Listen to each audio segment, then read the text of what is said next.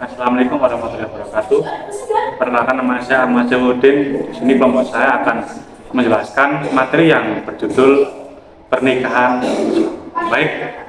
Yang pertama adalah pengertian pernikahan. Menurut Ahmad Al-Syatiri, dalam bahasa pernikahan berarti menggabungkan atau berkumpul. Sedangkan menurut syariah, pernikahan yaitu suatu akad yang menjadikan bolehnya laki-laki dan perempuan berhubungan suami istri. Ada lagi yang mengatakan bahwa pernikahan itu adalah ikatan batin dalam seorang laki-laki dan seorang perempuan yang menjadikannya berhubungan rumah tangga, lalu muncullah kewajiban di kedua belah pihak. Baik, yang kedua yaitu ada dalil nakli tentang pernikahan dalam Quran surah Al-Rum ayat 21 yang artinya di antara tanda-tanda kekuasaannya ialah dia menciptakan untukmu istri-istri dari jenismu sendiri supaya kamu cenderung dan merasa tentram kepadanya dan dijadikannya di antaramu rasa kasih dan sayang. Sesungguhnya pada yang demikian itu benar-benar terdapat tanda-tanda bagi kamu yang berpikir. Quran surah Al-Rum ayat 21. Sedangkan Nabi Muhammad SAW tentang anjuran menikah bagi yang sudah mampu termaktub dalam kitab Al-Jami Al-Syahih juz 3 nomor 5066. Artinya, dari Abdurrahman bin Yazid, dia berkata, aku bersama Al-Qamah dan Aswad menemui Abdullah. Lalu Abdullah berkata, kami bersama Nabi Muhammad SAW sebagai pemuda yang tidak mempunyai apa-apa. Maka Rasulullah SAW berkata kepada kami, hai para pemuda, barang siapa di antara kamu telah sanggup menikah, maka nikahlah. Karena nikah itu dapat menundukkan mata dan memelihara faraj atau kelamin. Dan barang siapa tidak sanggup, maka hendaklah berpuasa karena puasa itu dapat menjagamu atau melemahkan syahwat. Hadis riwayat Al-Bukhari. Tujuan menikah. Seseorang yang ingin menikah harus memiliki tujuan yang baik. Tujuan menikah antara lain sebagai berikut. Yang pertama, untuk memperoleh kebahagiaan dan ketenangan hidup. Nomor dua, untuk membina rasa cinta dan kasih sayang. Nomor tiga, untuk memenuhi kebutuhan biologis yang sah. Dan nomor empat, untuk melaksanakan perintah Allah dan Rasul sebagaimana sabda beliau dalam kitab Sahih Muslim nomor 1401 yang mempunyai arti dari Anas bin Malik. Ada beberapa sahabat Rasulullah SAW berkata, saya tidak akan menikah. Sebagian lagi berkata, saya akan selalu sholat dan tidak tidur. Sebagian lagi berkata, saya akan terus berpuasa dan tidak berbuka. Berita ini sampai kepada Nabi SAW hingga beliau bersabda, apa alasannya? Ada yang berkata begini begitu. Padahal saya berpuasa dan berbuka, aku sholat dan tidur, dan aku juga menikahi perempuan. Dan barang siapa yang membenci sunnahku, maka ia tidak termasuk golonganku. Hadis riwayat Muslim. Yang nomor 5, untuk memperoleh keturunan yang sah. Yang keempat, hukum pernikahan. Hukum melaksanakan pernikahan adalah mubah atau boleh. Berikut penjelasan ringkas terkait hukum menikah. Yang pertama, sunnah. Hukum sunnah menikah ditunjukkan kepada orang yang sudah mampu dari segi lahir dan batin. Yang kedua, wajib. Hukum wajib menikah ditunjukkan orang yang telah mampu menikah. Yang ketiga, mubah, artinya dibolehkan. Nomor 4, makruh. Hukum menikah menjadi makruh apabila orang yang akan melakukan pernikahan telah memiliki keinginan dan hasrat, tetapi hanya memiliki bekal untuk pernikahan dan belum mempunyai bekal untuk memberikan nafkah. Yang kelima, haram. Hukum menikah menjadi haram bagi orang yang akan menikah tetapi mempunyai niat yang tidak baik, seperti niat menyakiti perempuan atau niat buruk lainnya. Yang kelima, memilih pasangan dalam pernikahan. Nabi Muhammad SAW memberikan tuntunan dalam memilih pasangan dalam pernikahan, yaitu tidak dengan memandang harta, keturunan, dan kecantikan atau kentampanannya. Yang keenam, ketentuan pernikahan. Pertama, rukun pernikahan dan syarat pernikahan. Rukun ialah hal yang harus ada ketika pelaksanaan suatu perbuatan. Sedangkan syarat dalam fikih merupakan hal yang harus terpenuhi sebelum melakukan suatu perbuatan tertentu. Rukun menikah ada 5, yaitu calon suami, calon istri, wali, 2 orang saksi, dan sikhad atau ijab dan qabul. Adapun masing-masing akan dijelaskan sebagai berikut. Yang pertama, calon suami. Ada beberapa syarat harus terpenuhi untuk seorang calon suami, yaitu calon suami benar-benar laki-laki, calon suami bukanlah orang yang haram dan tidak terpaksa. Yang kedua, calon istri. Ada beberapa syarat yang harus terpenuhi untuk seorang calon istri. Yang pertama, benar-benar perempuan, bukan wanita yang haram dinikahi, jelas identitasnya, dan tidak sedang melakukan ihram atau masa iddah. Yang ketiga, wali.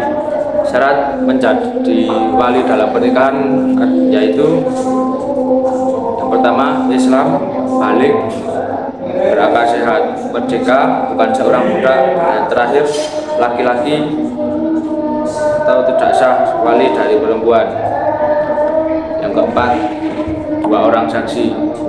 Syarat 2 orang saksi ini juga hampir sama dengan wali, yakni pertama Islam, yang kedua balik, yang ketiga berakal sehat, yang ketiga merdeka, bukan seorang budak, yang keempat laki-laki tidak sah dari saksi dari perempuan, yang kelima adil, bukan seorang fasik, yang kelima sihat atau ijab dan kabul. Syarat dari ijab kabul dalam pernikahan adalah ijab kabul dilaksanakan dalam keadaan bersambung. Yang kedua, tidak ditambahi dengan keterangan jangka waktu tertentu. Misalnya, saya terima nikah bulanan dalam waktu sebulan. Yang ketiga, lafaz jelas. Yang keempat, ijab kabul menggunakan kalimat nikah, tajwid atau turunan yang semakna. Yang terakhir, boleh menggunakan bahasa selain bahasa Arab. Orang-orang yang tidak boleh dinikahi. Adapun orang-orang yang tidak boleh dinikahi dapat dilihat dalam dinikahi, akan saya jelaskan sekarang. Yang pertama, senasab atau keturunan. Yang kedua, sepersusuan. Yang ketiga, wairu mu'abad, haram selama masih ada ikatan pernikahan. Bismillahirrahmanirrahim. Ya Prastianto Pamungkas Ibna Sukarto, uzawwi juga alama amarallahu bihi min imsakin bima'rufin aw tasrihin bi ihsan. Ya Prastianto Pamungkas Ibna Sukarto, angkah tuka wa zawwajtuka mahtubataka Ayurindani binti Swanto alladhi qad wakalani waliyuha fi taswijiha wa nikahiha minka bi mahri furusi milyuna rupiah wa sittati ajraman minal dhahab halan. Wahai Prastianto Pamungkas bin Sukarto, saya nikahkan dan saya kawinkan engkau dengan tunangan engkau Ayurindani binti Tiswanto yang telah mewakilkan walinya kepada saya dengan engkau membayar mas kawin uang sebanyak 1 juta rupiah dan perhiasan emas 6 gram dibayar tunai. Saya terima nikahnya Ayurindani binti Bapak Tiswanto. Yang berikutnya adalah pernikahan yang tidak sah. Untuk yang pertama yaitu adalah pernikahan mut'ah, yaitu pernikahannya dibatasi untuk jangka waktu yang lama ataupun sebentar. Yang berikutnya adalah pernikahan sighar, yaitu adalah pernikahan dengan persyaratan barter dengan tanpa pemberian mahar. Yang berikutnya adalah pernikahan muhalil, yaitu seseorang menikahi wanita yang telah diceraikan sebanyak 3 kali oleh suaminya untuk diceraikan kembali agar halal dinikahi oleh suaminya yang pertama, dan ini dilakukan atas perintah suami yang pertama. Ya, berikutnya adalah pernikahan orang yang sedang ihram, baik itu ihram haji ataupun umrah. Ya, berikutnya pernikahan dalam masa iddah, yaitu pernikahan seorang laki-laki dengan seorang perempuan yang sedang dalam masa iddah. Ya, berikutnya adalah pernikahan tanpa wali, yaitu pernikahan yang tanpa dihadiri oleh seorang wali. Ya, berikutnya pernikahan dengan wanita musyrik atau wanita yang menyekutukan Allah. Untuk yang terakhir yaitu adalah menikahi mahram, baik itu mahram selamanya ataupun karena pernikahan atau karena sepersusuan. Dan yang berikutnya adalah hak dan kewajiban suami istri. Adapun kewajiban suami kepada istri, yaitu yang pertama memberi tempat tinggal, yang kedua yaitu adalah memberikan nafkah, yang berikutnya adalah berinteraksi dengan istri secara baik, yang berikutnya menjadi pemimpin keluarga, yang terakhir yaitu adalah membantu istri dalam melaksanakan tugas sehari-hari. Sedangkan kewajiban istri kepada suami, yang pertama yaitu adalah patuh dan taat kepada suami, yang kedua memelihara dan menjaga kehormatan sebagai istri ataupun keluarga, dan yang ketiga mengelola rumah tangga dengan baik, dan yang terakhir memelihara, merawat dan mendidik anak terutama pada pendidikan agama. Yang berikutnya adalah mahar atau mas kawin. Mahar atau mas kawin terkadang disebut milah atau sodak, yang berarti sesuatu yang diwajibkan karena pernikahan, yakni harta atau apapun yang diberikan oleh laki-laki dan menjadi hak milik perempuan atau istri. Dan untuk yang selanjutnya yaitu adalah talak dan iddah. Talak dari segi bahasa berarti melepaskan ikatan. Dalam konteksnya di sini adalah melepaskan ikatan pernikahan. Hukum melakukan talak adalah makruh. Namun hukum tersebut dapat berubah sesuai dengan kemaslahatan dan kemudaratan untuk berlangsungnya ikatan pernikahan. Yang pertama yaitu adalah wajib. Talak menjadi wajib apabila lebih baik diceraikan daripada mempertahankan hubungan pernikahan. Artinya, apabila pernikahan hanya akan menyakiti atau membahayakan, lebih baik diceraikan saja. Yang kedua yaitu adalah sunnah. Hukum talak akan menjadi sunnah apabila sang suami tidak dapat memenuhi kewajibannya untuk memberikan nafkah kepada istrinya, atau sang istri tidak dapat memenuhi kewajibannya kepada Allah Subhanahu wa taala, atau tidak dapat menjaga kehormatannya. Yang nomor tiga yaitu adalah haram. Hukum talak akan menjadi haram apabila hanya merugikan salah satu pihak. Dan talak akan menjadi haram apabila dilakukan saat sang istri sedang dalam keadaan haid. Yang terakhir yaitu adalah makruh. Makruh merupakan hukum asal dari talak. Talak dihukumi makruh apabila tidak disertai dengan alasan yang dibenarkan dalam ajaran agama Islam. Untuk macam-macam talak yaitu adalah yang pertama, talak dari segi kalimat yang digunakan. Yang kedua yaitu adalah talak dari segi sesuai atau tidak dengan aturan syariat. Yang ketiga adalah talak dari segi boleh dan tidaknya rujuk. Dan yang berikutnya yaitu adalah masa iddah. Iddah adalah masa menanti yang diwajibkan kepada perempuan yang ingin menikah lagi setelah diceraikan oleh suaminya, baik cerai secara hidup ataupun cerai secara mati. Dan kemudian yang kedelapan adalah rujuk. Kata rujuk dalam bahasa Arab berarti disebut dengan rajah, berarti kembali. Suami yang rujuk dengan istrinya berarti ia telah kembali kepada istrinya. Sedangkan secara istilah sebagaimana kitab Mughni Al-Muhtaj, rujuk adalah mengembalikan istri yang masih dalam masa iddah talak raj'i, bukan ba'din.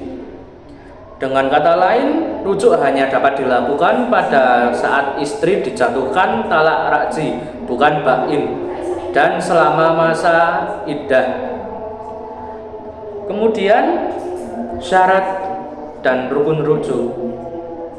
Syarat rujuk sama dengan waktu menikah, yaitu balik berakal atas kehendak sendiri dan bukan seorang yang murtad. Apabila orang yang merujuk adalah murtad, belum balik, dan orang yang terpaksa, maka hukumnya adalah tidak sah, sebagaimana yang telah dijelaskan oleh Al-Syirbini dalam kitab Mughni Al-Muhtaj juz 3. Sedangkan hukum rukun rujuk sebagaimana ditulis oleh Syekh Abi Zakaria Yahya bin Syaraf Al-Nawawi Al-Dimashqi dalam kitab Ra'udul Talibin ada 4, yaitu ada perceraian, orang merujuk, sikhat atau ucapan yang digunakan untuk rujuk, dan juga orang yang akan dirujuk atau istrinya. Kemudian yang terakhir ada hikmah pernikahan dalam Islam, yaitu dapat melaksanakan perintah Allah Subhanahu wa taala, terbentuknya keluarga bahagia dan saling menyayangi, terjalinnya hubungan yang diridhoi oleh Allah Subhanahu wa taala antara laki-laki dan perempuan, mendapatkan generasi penerus yang sah, mendatangkan pahala dan menjauhkan diri dari dosa besar zina, terjalinnya tali silaturahmi antar keluarga dari pihak suami dan pihak istri, dan membukakan pintu rezeki dari Allah Subhanahu wa taala. Dari materi yang didapat berikut bisa disimpulkan bahwa menikah adalah sesuai kehendak masing-masing, bisa menjadi wajib, bisa menjadi sunnah, dan bisa menjadi haram tergantung kondisi masing-masing. Sekian dari kami kelompok 5. Apabila ada kesalahan kami mohon maaf, apabila ada kelebihan dan kekurangnya kami mohon maaf juga. Wassalamualaikum warahmatullahi wabarakatuh. Saya izin mengundurkan diri. Terima kasih.